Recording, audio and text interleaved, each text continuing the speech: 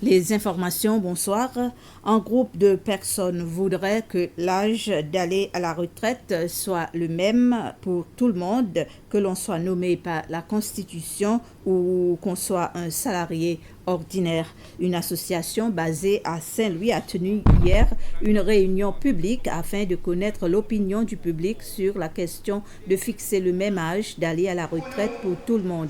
Une vingtaine de personnes participaient à ce débat en présence des élus de la région centrale, débat conduit par M. Donald Ernesta et ses camarades du comité exécutif de l'association pour la promotion de la tranquillité et le respect dans la communauté. Cette réunion fait partie des démarches de l'association afin d'uniformiser l'âge de la retraite. Prochainement, l'association envisage de déposer à l'Assemblée nationale une copie de son rapport avant l'ouverture des débats sur l'âge de retraite.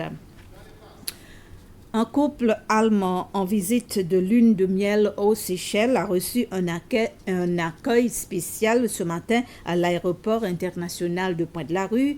En effet, l'un des nouveaux mariés a permis de franchir le cap du nombre total de visiteurs enregistrés en 2020, devenant ainsi la 114 859e visiteuse. Pour l'année 2020, un total de 114 858 visiteurs a été enregistré. La secrétaire principale chargée du tourisme, Mme Sherin Francis, présente à l'accueil du couple, s'est félicitée d'une telle réussite pour le secteur du tourisme en exprimant son espoir de voir continuellement augmenter le nombre de visiteurs.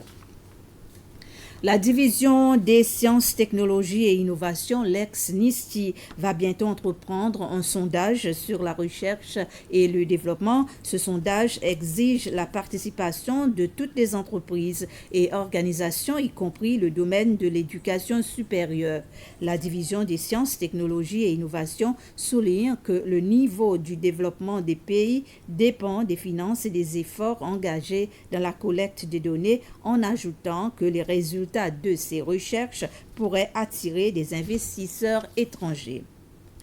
Les Digua et la ville Petit-Caux en France vont pouvoir réaliser des voyages d'échange, organiser et mettre en œuvre des projets et des activités dans différents domaines. En effet, tout cela sera rendu possible grâce à un accord de jumelage entre les deux localités signé lors d'une cérémonie virtuelle pour la première fois à la maison Kéo de Quincy ce matin.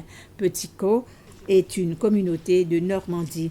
L'accord a été signé côté française par Patrice Philippe, maire de Petit-Caux, et par David André, maire de Victoria, côté séchellois. Présent à cette cérémonie, le ministre des Affaires étrangères et du Tourisme, Sylvestre Radegonde, la ministre du Développement communautaire, Rosemary Waro, les membres de l'Assemblée nationale pour la digue, Rocky Urani et Norline Sofola, et les hauts fonctionnaires du gouvernement.